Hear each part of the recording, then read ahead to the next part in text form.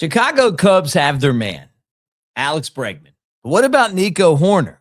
Is he going to play on the same infield as Bregman, or would the Cubs potentially move him? We're going to talk about that because there's a lot of rumors right now about Nico Hoerner's future with the Cubs and what that means. How did the Cubs end up winning the Alex Bregman sweepstakes? Pretty interesting because there's a couple of things reportedly that led the Cubs there. They also signed a couple of hard-throwing minor league deal guys that could potentially be in the bullpen. We'll get into all that right here on the Cubs Baseball channel. Great to see you guys. Like, subscribe, thumbs up. Hit our AveD right there. That's our QR code. We give away swag and all kind of stuff. So be a part of that. Let's get the show going.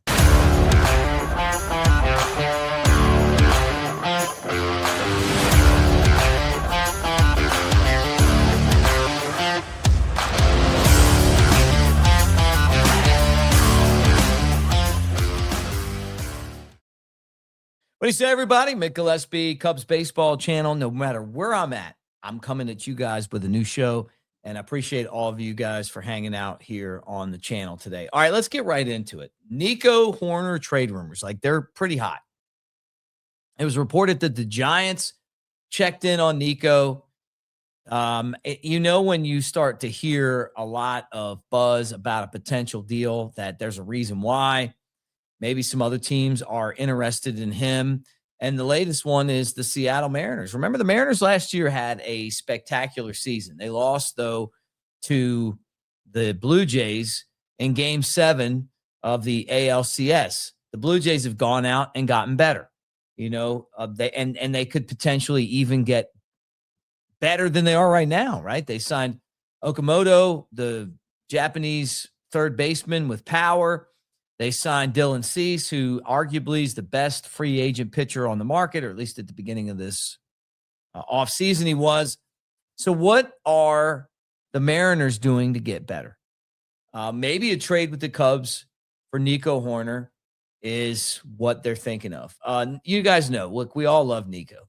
And when the Cubs drafted him, they knew that he was going to bring great defense to the table. He's definitely done that.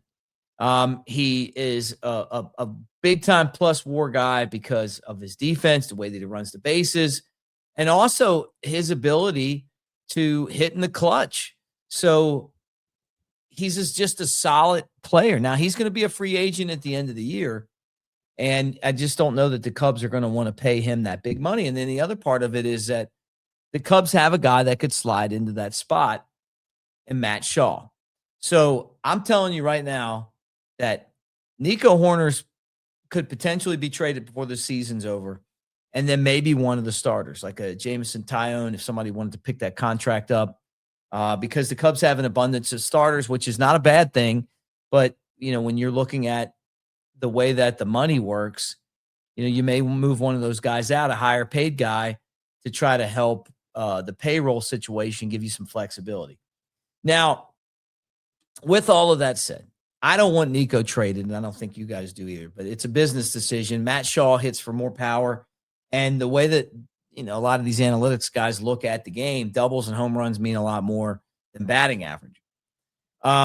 So the Cubs won the Alex Bregman sweepstakes. I know, I'm reading the comments, like some of you guys aren't enamored by this. You're not that excited about it. I am. I think that this gives you a star player that you need. It's a great bat. It's an awesome third baseman. It's a leader.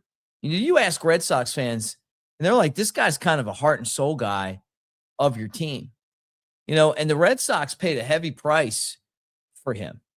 They had the debacle between, signing him and Rafael Devers leaving. And, was it Devers' fault? Was it the team's fault? Who knows? But at the end of the day, the bottom line is that you lost Devers and then you didn't re-sign Bregman. And the Cubs, they had to make the trade for Edward Cabrera, open up the payroll that they wanted. Part of it was that they didn't have to, spend for one of the top, free agent pitchers, the Framber Valdez's, Ranger Suarez, Zach Gallen. And I agree with those guys. Like, of those three, who is there a Greg Maddux in that mix? When the Cubs didn't sign him and he went to Atlanta? No. There's they're okay. I mean, they're good, but nothing that's going to blow your mind. Edward Cabrera actually has better stuff than those guys. It's just a matter of him being able to stay healthy and put all of that together, right? But he cost you a lot less other than you gave up Owen Casey, and that could come back to haunt you. So getting Alex Bregman, signing Alex Bregman, winning those sweepstakes, what did it take? Well, reportedly, the Red Sox offered $10 million less than the Cubs. And because of a policy that the team has, they don't offer full no trade clauses. And that was what sold him. I figured that part of this could have been the way that the Devers situation was handled. And who knows, man? I mean, I guess at the end of the day, what's it matter, right? But the Cubs gave him that, and they gave him the $10 million. And that's what you got to do sometimes. The signing to me is significant because this is a locker room changing, competitive winning player. And you got to have those. And if you don't have Kyle Tucker, you got to have somebody to replace him. So I love that. And look, he's a little bit older, but he plays a position that's hard to field in third base and be consistent with. But the guy's good enough to play other positions as well. So nicely done by the Cubs, because now the Red Sox fans are not real happy with Craig Breslow, who is the guy that was, basically the GM of the Red Sox that was supposed to be signing him. So the Cubs gave him 5 years, 175, and I guess he got 5 years, 165 with no trade clause, without the trade clause from the Red Sox, and that wasn't good enough. And so Boston's going, hey, man, we made the playoffs last year. We actually had a much better season than we thought. This guy was a big part of that. Now we don't have him. And, what's that going to mean to the roster? I'm telling you guys, the skeptics out there, you're worried about year 3 or 4 or 5 of this contract. I'm not. I'm looking at this as a big market team in the Cubs. And you got a position that has been Aramis Ramirez was great at third.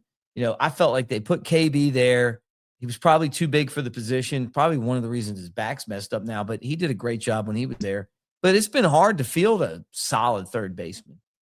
So to have like a Gold Glover or to have a all-star, caliber type guy over at third base it's significantly better for this entire infield. So now you got just a really, really, really good infield. Now, if they trade Nico, I still think Matt Shaw's a good defender. He's going to hit for power, but he's not going to be as good as Nico.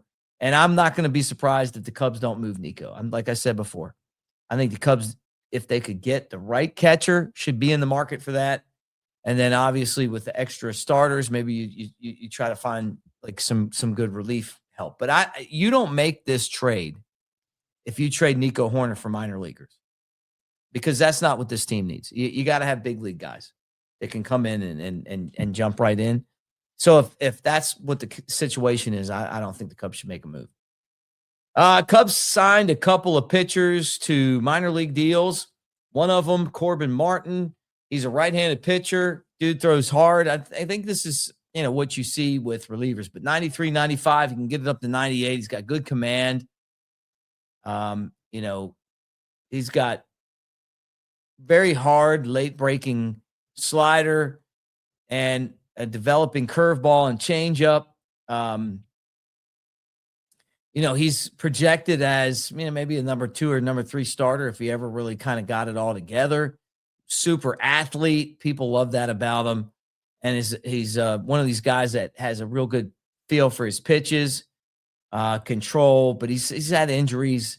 That's one of the things that's really helped him. And and if you saw him pitch, you'd say, man, this guy's slider has that really good late break, which you love, and it gets a lot of swings and misses. He's had control issues, got a little bit better with that. Former Baltimore Oriole, dealt with a strained oblique, had Tommy John surgery that during his development, and transitioned from starter to long reliever you know, late in his career. So he can do both. And the Cubs signed him to a minor league contract. So you're looking at like some of these guys that are going to go to spring training and they're going to try to be this year's Brad Keller. Corbin Martin's one of those guys. Cubs also signed another reliever to a minor league deal. That's Tyler Beede. This is a dude that like it's really interesting. First off, he's a right-handed pitcher that throws a fastball that hits 97. He's got a potential plus curveball. I'll tell you what, you watch this guy pitch, curveball, changeup, really good movement.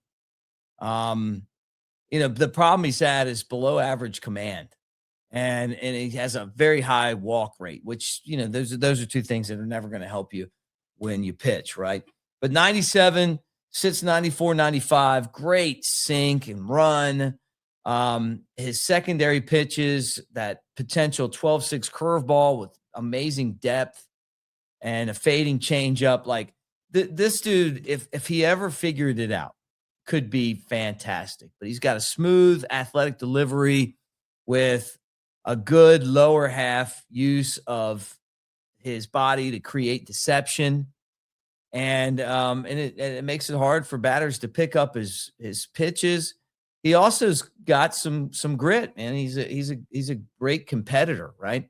But the thing that kills him, and this is what the Cubs are going to try to work on with him, is the walks. You know, you're talking about 6 walks per 9 innings in 2018. Leaves pitches over the plate. He's just got to be way more consistent with his off-speed pitches and his overall mechanics, right? But they've done a great job with these kind of guys. Like, this is when you talk about the Cubs, like them taking this type of dude and then turning him into something has been what makes them so fantastic. So I'm looking at this and I'm going, hey, I like both of these guys, Martin and Beede. Like, let's get them in there, figure out what they can do, get them into pitch lab and make something happen. But anyway, look, thank you guys for being here. AveD, Mick Nation, be a part of it. Hit that QR code, be a part of what we do on a daily basis. It's exciting. Look, I have given you my evaluation on Bregman. Thought he was going to get signed. They did. Edward Cabrera, hey, stay healthy, but I like what he's doing. And I look for the Cubs to make some more moves before this spring training. I think that they're not done yet. Could be a Nico Hoerner trade. You know, maybe it could be adding another outfielder. We'll see. But I like the fact that I feel like there's that sense of urgency that they had last year back again. And I love that. All right. Like, subscribe, thumbs up. Go Cubs. Thank you guys for being